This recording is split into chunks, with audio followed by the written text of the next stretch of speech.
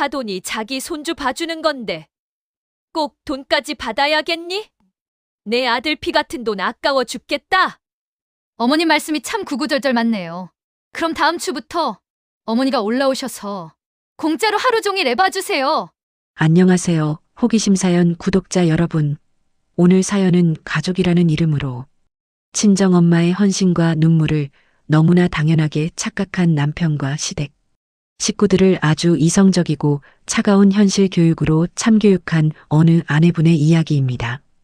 가족이니까 다 양보해야 하고 가족이니까 공짜로 노동력을 제공해야 한다는 이기적인 생각에 뼈를 때리는 사이다 대처법을 보여준 사연인데요. 들으시면서 깊은 공감이 가신다면 구독과 좋아요, 그리고 따뜻한 댓글로 호기심 사연 채널을 응원해 주시면 감사하겠습니다.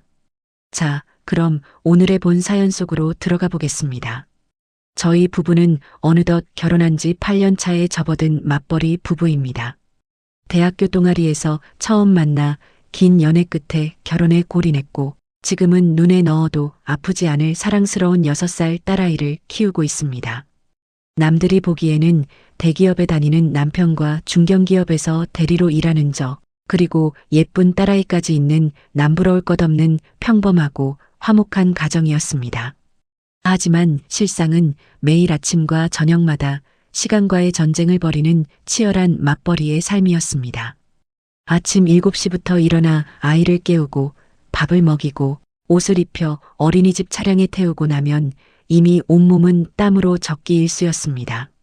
그러고 나면 허겁지겁 지하철로 뛰어들어 출근길 만원 버스와 지옥철에 몸을 실었습니다. 퇴근 시간도 마찬가지였습니다. 제 시간에 일을 끝내고 퇴근 시계를 바라볼 때마다 제 마음은 언제나 타들어갔습니다. 어린이집 하원 시간인 오후 4시 반이 다가오면 가슴이 두근거렸습니다. 야근이라도 잡히는 날에는 회사 화장실로 달려가 남편에게 전화를 걸었습니다. 당신 오늘 하원시킬 수 있어? 돌아오는 남편의 대답은 매번 비슷했습니다. 오늘 거래처 미팅 있어서 늦을 것 같아. 미안해. 결국 둘 중 누구 하나는 회사 상사들의 눈치를 보며 죄인처럼 고개를 숙이고 급하게 퇴근 카드를 찍어야 했습니다. 아이가 환절기 감기라도 걸려 열이 오르거나 아픈 날에는 그야말로 집안 전체가 비상사태였습니다. 서로 연차를 내겠다고 눈치 싸움을 벌이다가 결국 부부싸움으로 번지는 날도 허다했습니다. 직장 생활을 포기해야 하나 수백 번 고민하던 그때 친정엄마가 구원의 손길을 내밀어 주셨습니다. 내가 하원하는 건 도와줄까? 엄마가 먼저 조심스럽게 꺼낸 제안이었습니다. 저는 처음에는 펄쩍 뛰며 말렸습니다. 엄마 집에서 우리 집까지 대중교통으로 거의 50분 거리야. 매일 왔다 갔다 하면 왕복 2시간인데 그 연세에 무리야. 절대 안 돼. 하지만 친정엄마는 제 얼굴에 가득한 피로와 깊은 다크서클을 보며 안쓰러운 듯 제 손을 꼭 잡으셨습니다. 내가 나이 들어서 집에서 가만히 노는 것보다 낫지. 너희들 힘들게 일하는데 내가 이 정도는 해줄 수 있어. 애 조금 더 크고 초등학교 들어가면 다 괜찮아질 거야. 걱정 마라. 그렇게 엄마는 평일마다 왕복 2시간이 넘는 거리를 한결같이 오가기 시작하셨습니다. 오후 4시가 되면 어김없이 저희 집 앞에 도착해 어린이집 차량에서 내리는 아이를 마중하셨습니다. 집으로 데려와 간식을 챙겨 먹이고 깨끗하게 씻겨주셨습니다. 제가 야근을 하거나 남편이 늦는 날에는 밤 9시, 10시가 넘을 때까지 묵묵히 기다려주셨습니다. 그것뿐만이 아니었습니다. 아이가 먹을 비싼 과일이나 유기농 간식은 항상 엄마가 당신 지갑에서 돈을 꺼내 사오셨습니다. 제가 돈을 주려고 하면 엄마는 늘 화를 내셨습니다. 할머니가 손주 맛있는 거 사주는데 내가 왜 돈을 내냐며 말입니다. 뿐만 아니라 집에 와서 빨래가 쌓여 있거나 설거지통이 가득 차 있으면 말없이 조용히 개어놓고 가시는 날이 다반사였습니다. 엄마, 제발 집안일은 손대지 마. 엄마 관절 아프잖아. 내가 퇴근하고 다 할 수 있어. 소리를 질러봐도 엄마는 늘 온화하게 웃으셨습니다. 온 김에 눈에 밟혀서 한 거지 뭘. 내 딸 고생 안 시키려고 그런 거야. 엄마의 손가락 마디마디가 굵어지고 무릎 보호대를 차는 모습을 볼 때마다 제 가슴은 찢어질 듯 아팠습니다. 이런 엄마의 모습은 가끔씩 밤하늘의 둥근 달을 보며 홀로 눈물 짓게 만드는 애틋함이 있었습니다. 나를 위해 평생을 바친 엄마가 늙어서까지 내 가정을 위해 또다시 당신의 뼈와 관절을 갈아넣고 계신다는 자책감이 매일 밤 제 마음을 무겁게 짓눌렀습니다. 남편 역시 처음에는 장모님의 이런 헌신에 무척이나 감사해했습니다. 집에 오면 장모님 덕분에 살았다며 퇴근길에 맛있는 빵을 사오거나 안마기를 사드리는 등 살갑게 굴었습니다. 그래서 저희 부부는 진지하게 상의를 나누었습니다. 여보, 우리 엄마가 매일 고생하시는데 최소한의 정성은 표시해야 하지 않을까? 차비랑 식대, 그리고 엄마 시간 쓰는 거 생각하면 한 달에 80만 원 정도는 드리는 게 맞다고 봐. 남편도 고개를 끄덕였습니다. 당연하지. 장모님이 우리 구해주신 거나 다름없는데 80만 원도 적지. 내가 더 벌어서 나중에는 더 많이 드리자. 하지만 막상 친정 엄마에게 봉투를 건넸을 때 엄마는 펄쩍 뛰며 손사래를 치셨습니다. 내가 내 손녀 이뻐서 봐주는 건데 무슨 돈을 받냐. 너희 집 대출이자 내기도 벅찬 거 다 안다. 도로 가져가라. 저는 울컥하는 마음을 억누르며 엄마 손에 봉투를 억지로 쥐어주었습니다. 엄마가 안 받으면 나 앞으로 엄마한테 애 절대 안 맡겨. 사설 도움 있으면 이거 2배는 들어. 엄마가 교통비라도 하고 남들 눈치 안 보고 손녀 장난감이라도 편하게 사주라고 드리는 거니까 제발 받아줘. 결국 엄마는 제 고집에 지쳐 눈물을 글썽이며 마지못해 그 돈을 받으셨습니다. 하지만 그 80만 원 역시 온전히 엄마 자신을 위해 쓰이지 않았습니다.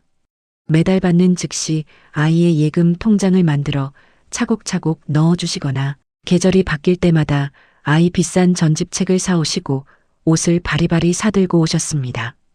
결국 그 돈은 다시 저희 가족에게로 돌아오고 있었습니다. 저는 매달 25일만 되면 한 번도 거르지 않고 꼬박꼬박 생활비 통장에서 엄마 돌봄비로 80만 원을 보냈습니다. 가족이라는 비겁한 핑계 뒤에 숨어 엄마의 아낌없는 사랑과 수고를 당연하게 생각하고 싶지 않았기 때문입니다. 그것은 제 나름의 최소한의 염치이자 존경의 표시였습니다. 비극은 시어머니가 이 사실을 우연히 알게 되면서 시작되었습니다. 여느 때와 다름없는 평화로운 주말 저녁이었습니다. 시댁의 호출을 받고 저희 세 식구는 시댁 식구들과 함께 저녁 식사를 하고 있었습니다.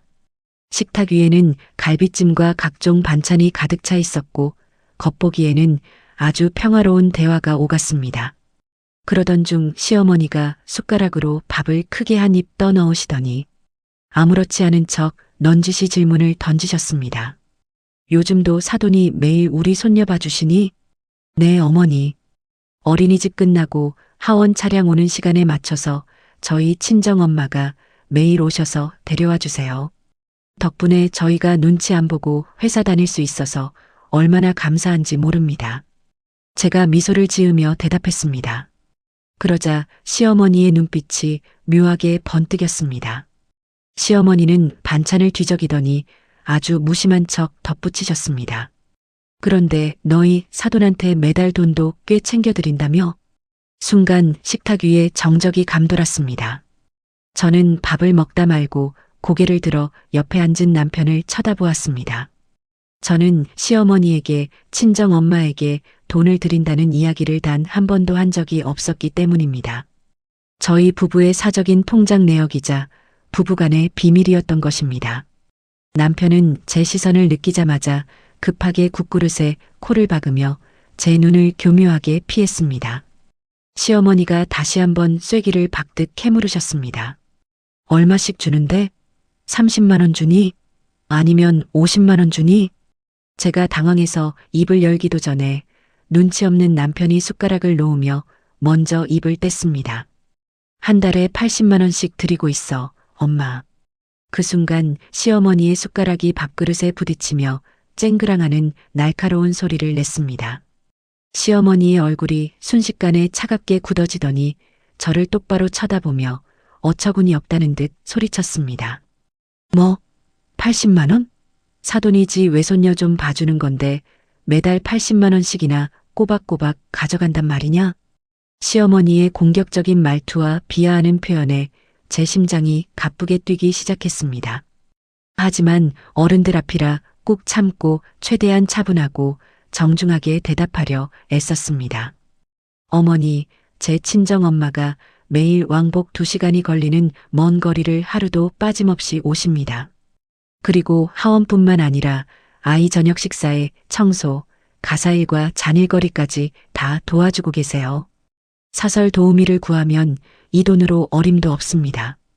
그래도 그렇지. 시어머니는 목소리를 더 높이셨습니다. 할머니가 제 핏줄인 손주 봐주는 걸 무슨 시장 바닥에서 남의 일 해주는 것처럼 돈을 꼬박꼬박 받아가니? 우리가 부탁드린 일이고 저희 부부가 기쁜 마음으로 결정한 일입니다. 저희 친정엄마는 처음에는 안 받으시겠다고 울며 거절하셨어요. 제가 억지로 사정사정해서 드린 겁니다. 그러자 시어머니는 콧방귀를 뀌며 비웃었습니다. 딸 힘들면 친정엄마가 아무 데가 없이 좀 도와주는 게 인지상정이지. 우리 때는 시부모든 친정부모든 손주 봐주면서 돈을 뜯어낸다는 건 상상조차 할 수 없었어. 요즘 젊은 사돈들은 참 셈이 빠르고 약삭 빠르네. 세상이 변했는데 옛날 기준을 들이대며 친정엄마의 고결한 헌신을 돈이나 밝히는 파렴치한 행동으로 매도하는 시어머니의 모습에 피가 거꾸로 솟는 것 같았습니다. 참다 못한 제가 단호한 어조로 말했습니다. 어머니, 이 일은 저희 부부가 상의해서 결정한 저희 집안일입니다. 저희가 알아서 할 테니 더 이상 말씀하지 말아주세요. 그러자 시어머니의 표정이 불그락푸르락하며 굳어졌습니다. 뭐라고? 너 지금 시어미가 걱정돼서 한마디 한 걸 가지고 어딜 대드니? 내가 틀린 말했어? 지 손녀 보는데 돈 밝히는 게 정상이냐고. 그때 남편이 테이블 밑으로 제 팔을 아프게 꼬집으며 눈치를 주었습니다. 제발 그만하고 입을 닫으라는 무언의 압박이었습니다. 화가 나고 억울했지만 더 큰 싸움으로 번져 아이가 놀랄까봐 저는 이를 악물고 입을 닫아버렸습니다. 하지만 기분이 나빴던 진짜 본질적인 이유는 시어머니의 독설 때문만은 아니었습니다. 처음 80만 원이라는 액수를 정할 때 남편도 분명 우리 둘이서 머리를 맞대고 진심으로 감사하며 동의했습니다. 그런데 자기 어머니 앞에서는 단 한 번도 우리가 스스로 상의해서 정중하게 부탁한 돈이야 라고 나서서 해명해주지 않았습니다. 비겁하게 제 뒤에 숨어서 폭풍이 지나가기만을 기다리는 그 왜소한 뒷모습에 저는 말할 수 없는 좌절감과 배신감을 느꼈습니다. 시댁을 나와 집으로 돌아오는 차 안은 얼음장처럼 차가웠습니다. 차창 밖으로 빗방울이 하나둘 떨어지기 시작했고 와이퍼가 거칠게 움직이는 소리만이 정적을 깼습니다. 제가 먼저 참았던 말을 건넸습니다. 당신 어머니한테 왜 돌봄비 얘기를 했어? 우리가 비밀로 하기로 해놓고 왜 가볍게 입을 놀려? 남편은 운전대를 잡은 손에 힘을 주며 오히려 짜증 섞인 목소리로 소리를 질렀습니다. 그냥 얘기하다 보니까 자연스럽게 나온 거지. 그리고 80만 원 보내는 게 무슨 나라 구하는 비밀이야? 왜 나한테만 화를 내고 그래? 비밀이라서가 아니잖아. 당신 엄마가 참견하고 간섭할 영역이 아니니까 그렇지. 그리고 어머니가 우리 엄마를 돈이나 밝히는 사람으로 매도할 때 당신은 왜 옆에서 가만히 있었어? 우리가 같이 상의해서 고마워서 드린 돈이라고 왜 한마디도 안 했냐고. 남편은 제 질문에 끝내 대답하지 않고 창밖만 바라보며 침묵으로 일관했습니다. 가슴이 너무 답답해서 터질 것만 같았지만 저 역시 더 큰 싸움을 피하고 싶어 그날은 그렇게 넘어갔습니다. 하지만 남편의 비겁함은 거기서 끝이 아니었습니다. 보름쯤 지난 어느 날이었습니다. 회사에서 한참 바쁘게 업무를 처리하던 중 문득 휴대폰의 은행 알림 메시지를 확인하게 되었습니다. 매월 25일이면 자동으로 이체되던 생활비 통장의 자동이체 내역에서 친정엄마의 이름이 보이지 않았습니다. 혹시나 하는 마음에 은행 어플에 접속해 통장 거래 내역을 꼼꼼히 확인해 보았습니다. 통장 잔액은 그대로였고 엄마에게 가야 할 80만 원의 이체 기록은 존재하지 않았습니다. 순간 머리가 띵하며 가슴이 사정없이 쿵쾅거리기 시작했습니다. 퇴근하자마자 현관문을 열고 들어서자마자 소파에 태연하게 누워 휴대폰을 보고 있는 남편에게 곧장 걸어갔습니다. 당신 이번 달에 우리 엄마한테 돌봄비 안 보냈어? 남편은 제 기세에 조금 주춤하더니 이내 아무렇지도 않다는 듯 태연하게 대답했습니다. 응, 안 보냈어. 왜 안 보냈는데? 자동이체 날짜가 지났잖아. 남편은 휴대폰을 내려놓고 소파에서 일어나며 한숨을 푹 쉬었습니다. 이번 달부터 그냥 쭉 안 보내려고. 남편의 입에서 나온 그 뻔뻔한 대답에 제 눈앞이 새하얗게 변했습니다. 누구 마음대로 안 보낸다는 거야? 그 돈이 당신 개인 비자금이야? 우리 맞벌이 하면서 같이 모은 공동생활비 통장에서 나가는 돈이잖아. 당신이 무슨 권리로 그걸 멋대로 끊어? 엄마한테는 뭐라고 말씀드렸어? 제 다그침에 남편은 시선을 피하며 웅얼거렸습니다. 아니 뭐, 굳이 말해야 하나 싶어서 아직 안 드렸지. 그럼 엄마는 이번 달에도 아무것도 모른 채 매일 왕복 2시간을 오가며 내 아이를 씻기고 밥 먹이고 헌신하고 계시는데 너는 그 수고를 뻔히 보면서 돈을 떼먹겠다는 거야? 남편은 제 화난 목소리에 오히려 적반하장으로 짜증을 내며 답답하다는 듯 소리쳤습니다. 아이 참, 당신 장모님이 돈 때문에 우리 애 봐주는 분이야? 장모님도 자기 외손녀 이뻐서 좋아서 봐주시는 거잖아. 가족끼리 꼭 그렇게 칼로 물베기 하듯이 매달 돈을 따박따박 따져가며 줘야 해? 저는 피가 차갑게 식는 기분이었습니다. 남편을 멍하니 바라보며 떨리는 목소리로 물었습니다. 우리 엄마가 돈 때문에 봐주는 게 아니니까, 그러니까 돈을 안 줘도 된다는 거야? 그게 지금 30대 중반이나 처먹은 직장인 남성의 이성적인 논리야? 남편은 제 날카로운 비판에 얼굴이 붉어지며 씩씩거렸습니다. 말을 왜 그렇게 기분 나쁘게 받아들여? 내 말은 우리 가게 상황도 팍팍한데 우리 엄마 말이 틀린 것도 아니라는 거지. 솔직히 우리 엄마 말씀 듣고 보니까 가족끼리 80만 원은 너무 과하다 싶었어. 그 순간 저는 뼛속 깊이 깨달았습니다. 남편이라는 작자는 저와 진지하게 상의할 가치조차 없는 지극히 이기적이고 나약한 존재라는 것을요. 시어머니의 말 한마디에 흔들려 자신이 그토록 감사해하던 장모님의 고결한 헌신을 단숨에 당연한 무임승차권으로 둔갑시켜버린 비겁자였습니다. 화를 내며 언성을 높이는 것은 아무런 해결책이 되지 않는다는 것을 알았습니다. 저는 조용히 방으로 들어가 친정엄마에게 전화를 걸었습니다. 엄마, 이번 달에 통장에 돈 안 들어온 거 알았어? 조심스럽게 묻는 제 목소리에 수화기 건너편에서는 묵직한 침묵이 흘렀습니다. 엄마는 한참 동안 말을 잇지 못하시더니 이내 평소와 다름없이 밝고 온화한 목소리로 대답하셨습니다. 응, 알았지. 요즘 너희 회사도 어렵고 대출 이자도 많이 올라서 바쁘고 힘든가 보다 했어. 왜 나한테 먼저 말을 안 했어?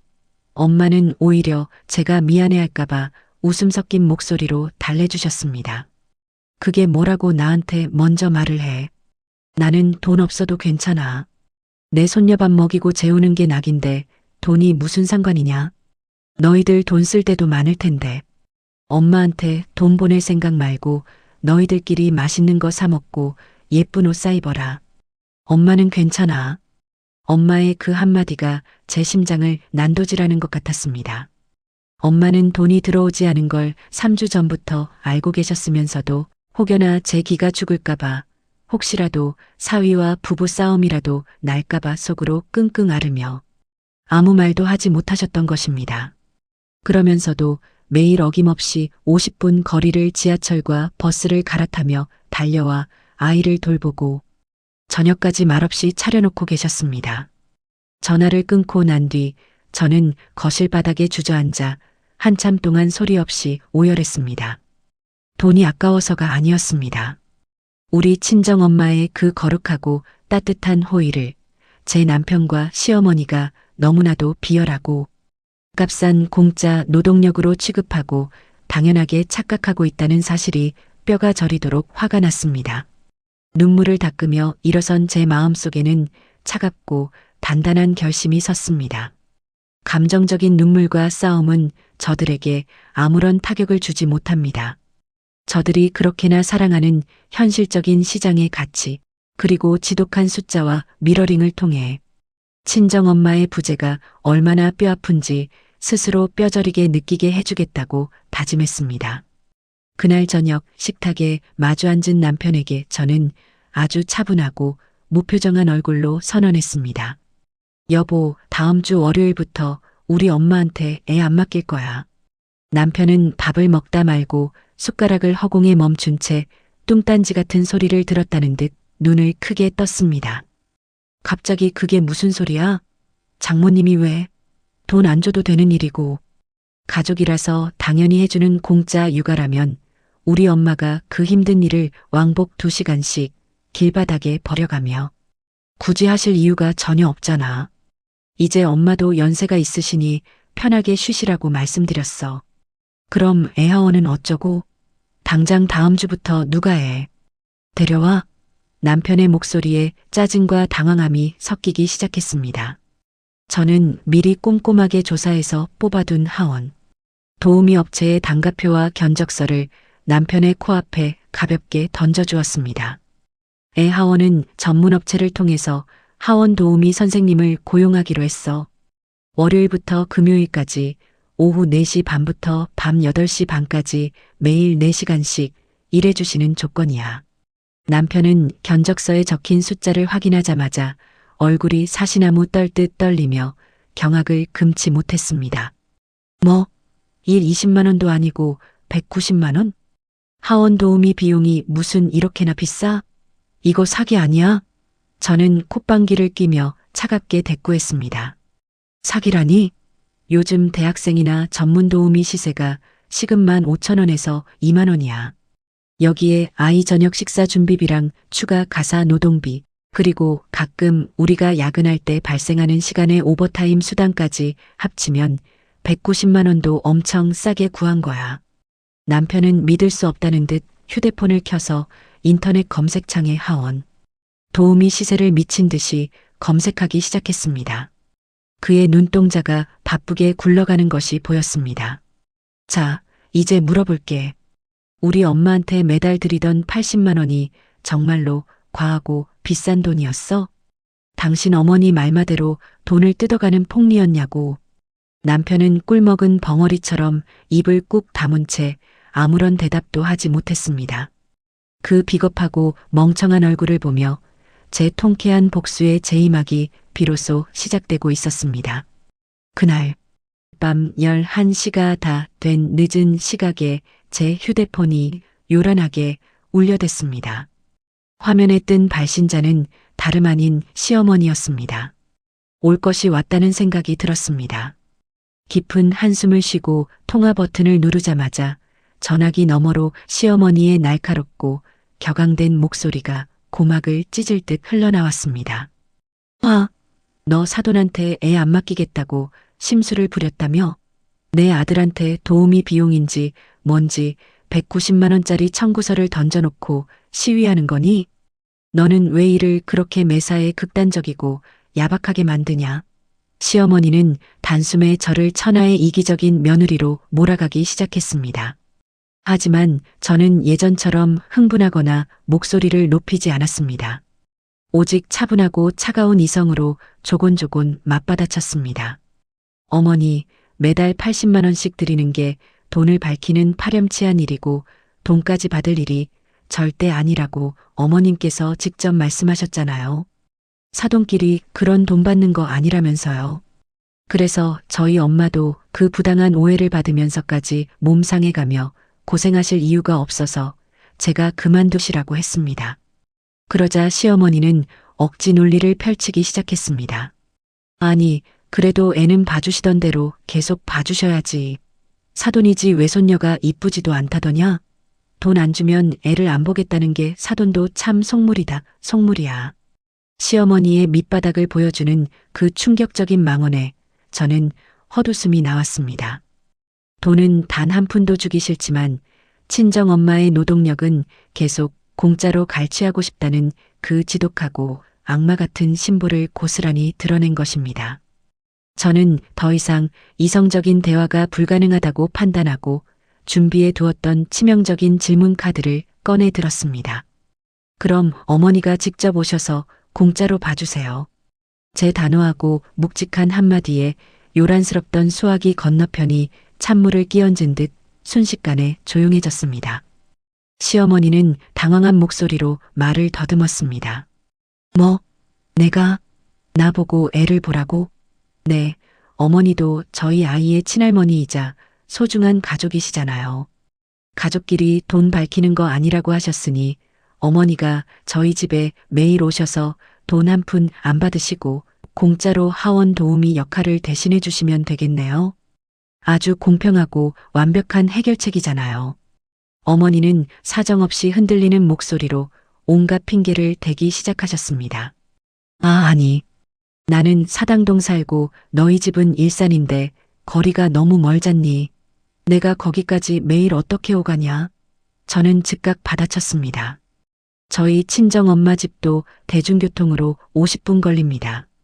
엄마도 매일 그 길을 군소리 없이 오가셨어요. 거리 핑계는 대지 말아주세요. 시어머니는 말을 돌리며 엉덩방아를 찢듯 소리쳤습니다. 아구구, 나 그리고 요즘 허리가 디스크가 와서 안 좋아. 무거운 애를 내가 어떻게 안고 다니니. 저희 엄마도 3년 전부터 퇴행성 무릎 관절염으로 병원 다니시면서 뼈주사 맞아가며 애 보셨습니다. 어머니만 몸이 약하시고 저희 엄마는 철판으로 만든 무쇠인간이 아닙니다. 마지막으로 시어머니는 악을 쓰듯 외쳤습니다. 나는 친구들이랑 주말에 등산도 가야 하고 주중에는 구민회관 요가도 다녀야 해서 매일은 절대 못해. 단 하루도 못 비워. 저는 일말의 자비도 없이 쐐기를 박았습니다. 그럼 저희 엄마는 친구가 없고 여가 생활을 즐길 줄 몰라서 매일 저희 집에 갇혀 사셨겠습니까? 저희 엄마도 소중한 본인의 노년의 자유시간을 오직 자식 돕겠다는 헌신 하나로 다 포기하고 희생하신 겁니다. 이제 똑똑히 아시겠어요? 돈을 한 푼도 안 받고 손주를 독박으로 보는 게 가족이라서 너무나 당연한 의무라면 시할머니인 어머니도 똑같이 하실 수 있어야 합니다. 왜 본인은 갖가지 핑계를 대며 단 하루도 못하겠다는 희생을 남의 귀한 어머니에게는 당연히 공짜로 바치라고 강요하시는 겁니까? 시어머니는 수화기 너머로 거친 숨소리만 씩씩대며 단 한마디의 반박도 하지 못하셨습니다. 논리적으로 완벽하게 가로막힌 시어머니는 결국 너 지금 어른한테 따지고 훈계하는 거냐며 소리를 지르더니 전화를 뚝 끊어버렸습니다. 저는 승리의 미소를 지으며 휴대폰을 내려놓았습니다. 그 다음 주 월요일부터 저희 집에는 진짜 차가운 현실 교육이 시작되었습니다. 저는 친정엄마에게 절대 저희 집 근처에 얼씬도 하지 마시고 백화점 문화센터에 등록해드릴 테니 친구분들과 즐거운 시간을 보내시라고 신신당부했습니다. 엄마는 혹여나 사위와 저의 사이가 멀어질까봐 안절부절 못하셨지만 저는 엄마 때문이 아니라 우리 부부가 스스로 자립하는 과정이니 걱정 말라며 안심시켰습니다. 저희가 고용한 하원 도우미 선생님은 프로페셔널하고 친절한 분이었습니다.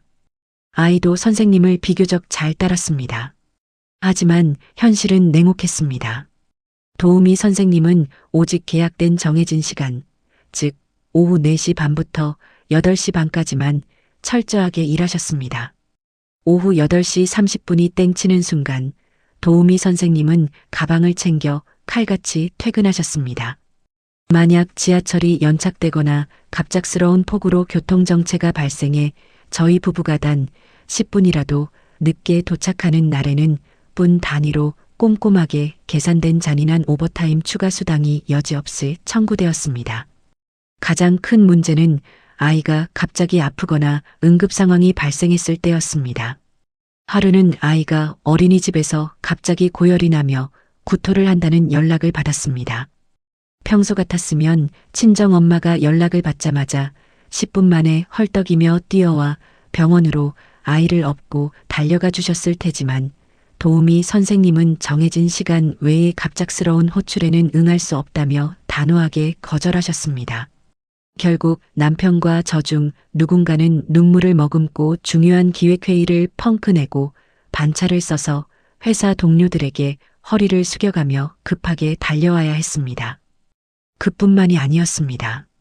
친정엄마가 계실 때는 매일 저녁 퇴근하고 돌아오면 주방 가득 고소한 찌개 냄새가 풍겼고 밥솥에는 따뜻한 새밥이 지어져 있었습니다. 깨끗하게 개어 가득 차 있는 옷장과 윤기가 흐르는 거실 바닥은 공기처럼 너무나 당연한 일상이었습니다. 하지만 도우미 선생님은 오직 아이 케어만 담당할 뿐 가사 노동은 일절 손대지 않으셨습니다. 퇴근하고 돌아온 저희를 맞이한 것은 산더미처럼 쌓여있는 설거지거리와 먼지가 굴러다니는 거실, 그리고 텅 빈 냉장고였습니다. 녹초가 된 몸으로 밤 11시에 세탁기를 돌리고 청소기를 밀며 남편과 저는 서로 한마디도 나누지 못한 채 신경질적으로 집안일을 해치웠습니다. 지독하고 매서운 현실을 마주한 남편의 이마에는 전에 없던 깊은 주름살이 생겼고 매일 밤 피곤에 절어 끙끙 앓아누웠습니다. 그제야 저희 부부는, 특히 무지하고 비겁했던 남편은 뼈저리게 깨달았습니다. 그동안 친정엄마가 50분 거리를 오가며 베풀어 주셨던 그 수많은 가사, 노동과 갑작스러운 변수들을 말없이 묵묵히 받아주고 계셨던 그 엄청난 헌신들이 80만 원이라는 돈으로는 도저히 살 수 없는 거대하고 값진 사랑이었다는 것을 말입니다. 첫 달이 지나고 드디어 하원 도우미 업체의 카드 명세서가 날아왔습니다. 첫 달 기본 비용에 각종 야근 추가 수당, 아이 응급 케어 비용까지 꼼꼼하게 합산된 최종 금액은 무려 190만 원이 훌쩍 넘는 거금이 찍혀 있었습니다. 퇴근하고 돌아온 남편은 식탁에 멍하니 앉아 그 카드 명세서를 10분이 넘도록 뚫어지게 들여다보고 있었습니다. 그의 얼굴은 흑빛으로 변해 있었고 어깨는 깊은 한숨과 함께 축 늘어져 있었습니다. 한 달 용돈 30만 원으로 버티던 남편에게 공동생활비에서 200만 원에 가까운 돈이 뭉텅이로 빠져나가는 타격은 뼈를 깎는 고통이었을 것입니다. 며칠 동안 눈치를 보며 끙끙 앓던 남편이 어느 날 밤 거실에서 제 눈치를 보며 아주 조심스럽고 비굴한 목소리로 말을 건넸습니다. 저기, 여보, 당신 장모님한테 다시 말씀드려서 우리 애 다시 봐주시면 안 될까? 당신 엄마가 애를 정말 잘 봐주시고 애도 외할머니를 너무 보고 싶어 하잖아. 저는 책을 읽던 고개를 천천히 돌려 남편을 아주 차갑고 똑바로 쳐다보았습니다. 왜 다시 우리 엄마한테 부탁하고 싶어? 애가 외할머니를 좋아해서 그런 거야?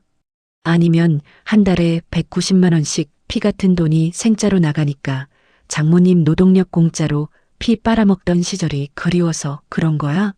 솔직하게 말해봐. 제 거침없고 이성적인 팩폭에 남편은 얼굴을 시뻘겋게 붉힌 채 아무런 대답도 하지 못하고 고개를 떨구었습니다. 저는 책을 탁 소리나게 덮으며 단호한 목소리로 조건을 걸었습니다. 우리 엄마한테 다시 단 한 번이라도 고개 숙여 부탁하고 싶다면 당신이 저지른 그 비열하고 몰상식한 짓에 대해 직접 가서 무릎 꿇고 진심으로 사과해. 당신이 직접 사과하지 않으면 내 손으로 우리 엄마 고생길 다시 열어줄 일 절대 없어. 남편은 사과하라는 제 말에 억울하다는 듯 얼굴을 찌푸렸습니다. 아, 진짜. 뭘 그렇게까지 해야 해? 장모님이 나한테 돈 달라고 직접적으로 말씀하신 것도 아니잖아. 남편의 그 이기적인 발언에 제 안의 이성이 폭발했습니다. 저는 소파에서 일어나 남편의 눈을 매섭게 쏘아붙였습니다. 그러니까 더 죄송하고 미안해야 하는 거야. 달라고 요구하지도 못하는 착하고 순한 사람들의 수고와 사랑을 고마워하기는커녕 당연하게 이용해 먹고 등쳐먹으려 했던 그 더러운 신보를 부끄러워해야 한다고 상의도 없이 돈부터 끊어버린 건 인간으로서의 예의와 신뢰를 저버린 짓이야. 가서 사과하기 싫으면 매달 하원 도우미 비용 200만 원씩 꼬박꼬박 내면서 당신 용돈 10원짜리 한 장 없이 평생 노예처럼 살던가 선택해. 제 서슬 퍼런 경고와 단호한 기세에 남편은 완전히 기가 죽었습니다. 결국 며칠 뒤 주말 남편은 평소에는 사오지도 않던 비싸고 탐스러운 과일 바구니 한 상자를 양손에 무겁게 들고 혼자 친정집으로 향했습니다. 저는 따라가지 않았습니다. 남편 스스로 지은 죄를 온전히 온몸으로 마주하게 하기 위해서였습니다. 나중에 친정엄마를 통해 들은 남편의 사과 과정은 참으로 눈물겨웠습니다. 남편은 친정 거실 바닥에 무릎을 꿇다시피 꿇고 주저앉아 고개를 푹 숙인 채 눈물을 글썽이며 사죄했다고 합니다. 장모님, 제가 정말 어리석고 경솔했습니다. 장모님의 그 엄청난 은혜를 너무나 당연하게만 여기고 제 어머니의 철없는 말 한마디에 휩쓸려 장모님 마음에 대못을 박았습니다. 장모님이 베풀어 주신 사랑에 비하면 80만 원이라는 돈은 정말 부끄러운 수준의 차비도 안 되는 금액이었는데 제가 감히 장모님의 헌신을 모욕했습니다. 앞으로 절대 장모님 대우를 소홀히 하지 않고 제 손으로 혼자 결정하는 일은 다시는 없을 겁니다. 정말 죄송합니다. 친정엄마는 늘 그렇듯 괜찮다며 사위의 손을 꼭 잡고 너희 부부 싸우지 않고 화목하게 잘 사는 게 내 유일한 소원이라며 오히려 따뜻하게 안아주셨다고 합니다. 남편은 장모님의 대인배 같은 따뜻함에 스스로가 더욱 부끄럽고 작게 느껴졌는지 집에 돌아와 제 손을 잡고 정말 미안하다며 앞으로 평생 장모님께 효도하며 살겠다고 다짐하고 또 다짐했습니다. 그 사건을 겪고 난 뒤 저희 부부는 다시 테이블에 마주 앉아 아주 현실적이고 평화적인 합의안을 도출해냈습니다. 친정엄마의 무릎과 허리 건강을 위해 매일 하원시키는 무리한 일정은 완전히 폐지하기로 했습니다.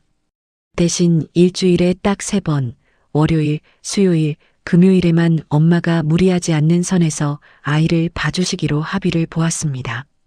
그리고 화요일과 목요일 이틀은 하원 도우미 서비스를 단축하여 이용하거나 저희 부부가 번갈아 가며 유연근무제를 신청해 적극적으로 육아에 직접 참여하기로 했습니다. 가장 중요한 돌봄 비용 역시 친정엄마와 합리적으로 정당한 시장 가치를 반영해 다시 책정했습니다.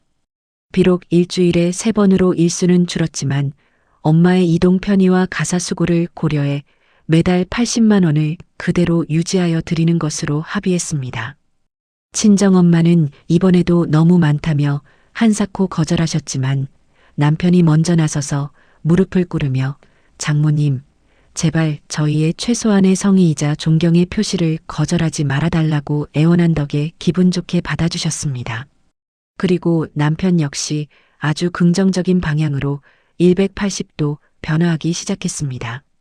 아이가 감기에 걸려 아프거나 제가 회사 일로 야근을 하는 긴박한 상황이 발생해도 예전처럼 무조건 장모님 전화번호부터 눌러대지 않았습니다.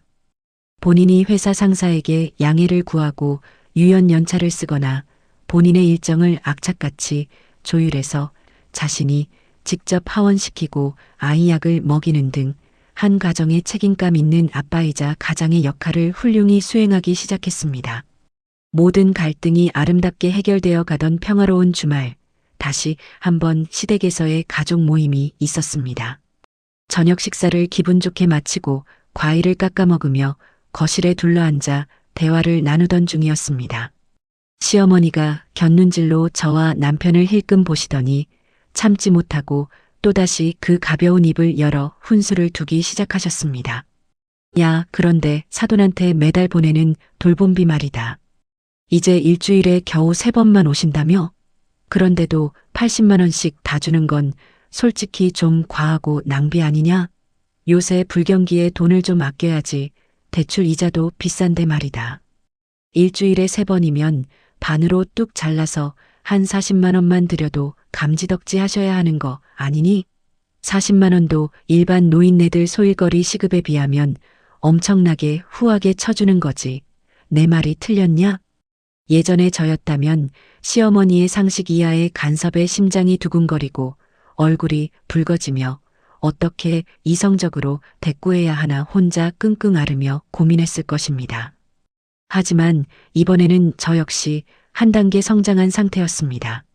저는 깎아놓은 사과를 한 조각 우아하게 입에 넣고 씹은 뒤 아주 부드럽고 차분한 목소리로 웃으며 시어머니를 마주 보았습니다. 어머니, 시어머니가 저를 의아하게 쳐다보았습니다.